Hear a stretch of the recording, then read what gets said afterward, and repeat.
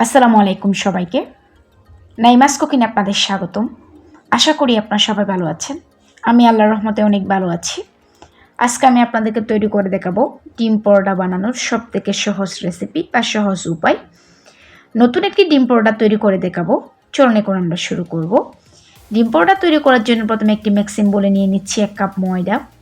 তারপর দিয়ে দিচ্ছি সামান্য লবণ, 1 টেবিল চামচ সয়াবিন তেল। লবণ আর তেলটা ভালোভাবে ময়দার সাথে মিশিয়ে নিলাম। তারপর অল্প অল্প নর্মাল পানি দিয়ে একটা ডো তৈরি করে নিয়েছি। এটাকে 10 মিনিট রেস্টে রেখে দিব। একটি বাটির মধ্যে নিয়ে নিয়েছি একটা ডিম। তারপর দিয়ে দিচ্ছি 2টা পেঁয়াজ কুচি। পেঁয়াজগুলোকে একদম আমি মিহি কুচি করে কেটে নিয়েছি। তারপর দিয়ে দিচ্ছি একটা কাঁচা মরিচ, একটা শুকনা মরিচ কুচি করে নিয়েছি, এগুলো দিয়ে দিচ্ছি। আপনার চাইলে এখানে এক ধরনের মরিচ ব্যবহার করতে পারেন, শুধু কাঁচা মরিচ বা শুধু শুকনা মরিচ। আমি এখানে 2 ধরনের মরিচ ব্যবহার করেছি। তারপর কিছু ধনেপাতা কুচি দিয়ে দিচ্ছি। তারপর দিয়ে দিচ্ছি স্বাদ মতো লবণ, সামান্য চাট মশলা।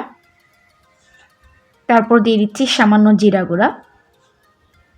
এখন একটি চামচের মাধ্যমে সবগুলো উপকরণ ভালোভাবে মিশিয়ে নিব। মেশানো হয়ে গেছে। চুলায় একটি তাওয়া বসিয়ে 1 টেবিল চামচ সয়াবিন তেল দিয়ে দিলাম। তারপর ডিমটা ঢেলে দিয়েছি। তারপর একটা চামচের মাধ্যমে আমি ডিমটাকে ঝরঝরে করে নিচ্ছি।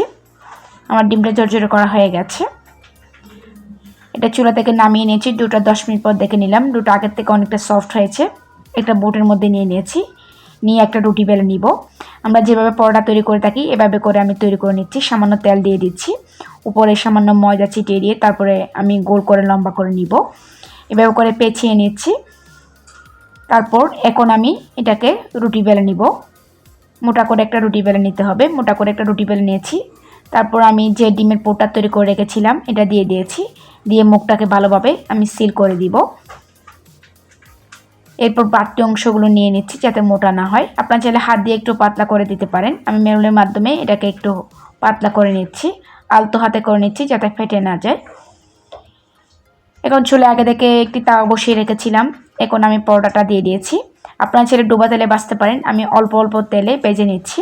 হালকা তেল ব্রাশ করে নিচ্ছি এপাশ ওপাশ, তারপর আমি ভেজে নিচ্ছি। দেখুন মাশাআল্লাহ আমার পরোটাটা খুব সুন্দরভাবে হয়ে গেছে। এখন আমি আমার পছন্দ মতো কেটে নিচ্ছি। আপনাদের পছন্দ মতো যে কোনো শেপ দিয়ে পরোটাটা কেটে নিতে পারেন। যারা আমার চ্যানেলটি সাবস্ক্রাইব করেছেন তাদেরকে অসংখ্য ধন্যবাদ। যারা এখন আমার চ্যানেলটি সাবস্ক্রাইব করেনি তারা আমার চ্যানেলটিকে সাবস্ক্রাইব করে রাখবেন, পাশে নোটিফিকেশন বেলটি অন করে রাখবেন। যখন আমি নতুন কোনো ভিডিও আপলোড করব তখন সাথে সাথে আপনাদের কাছে নোটিফিকেশনটি পৌঁছে যাবে। একটা পরোটার টুকরা নিয়ে একটু আপনাদেরকে ছিঁড়ে দেখাচ্ছি। দেখুন ভিতরে ডিমে ভরপুর, খেতে কিন্তু অসম্ভব রকমের টেস্টি। আপনাদেরকে আজকে একটা নতুন ধরনের ডিম পরোটা তৈরি করে দেখালাম। আশা করি আজকের রেসিপিটি আপনাদের ভালো লেগেছে। আশা করি আপনারা বাসায় ট্রাই করবেন। যদি আমার এরকম সহজ রেসিপিগুলো আপনাদের ভালো লেগে থাকে তাহলে অবশ্যই আমার ভিডিওতে একটি লাইক করবেন। কোনো প্রশ্ন থাকলে আপনারা আমাকে কমেন্টস করে জানাতে পারেন। সবাই ভালো থাকবেন, সুস্থ থাকবেন, আমার জন্য দোয়া করবেন। আল্লাহ হাফেজ।